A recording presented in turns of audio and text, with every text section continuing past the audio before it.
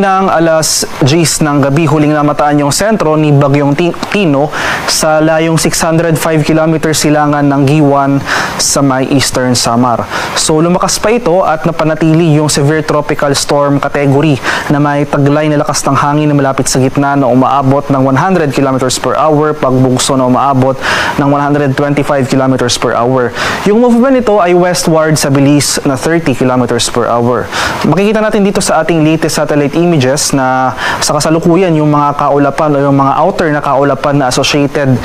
kay Bagyong Tino ay nakakaapekto na dito sa ilang portions ng Eastern Visayas at Northeastern Mindanao. Samantala dito naman sa bahagi ng Northern Luzon, dahil sa epekto ng shear line o yung salubungan ng mainit at malamig na hangin, makakaranas rin tayo ng mga kalat-kalat na pag-ulan at thunderstorms over these areas. So sa mga nalalabing bahagi na ating bansa, including Metro Manila, at least for the next 24 hours for Metro Manila and most of Luzon, magpapatuloy pa rin itong bahagyang maulap hanggang sa maulap na papawirin, pero in the coming days asahan natin na makakaranas tayo ng masungit na panahon, especially dito sa portions ng Southern Luzon, Visayas at northern portion ng Mindanao, dulot yan ng papalapit na Bagyong Tino.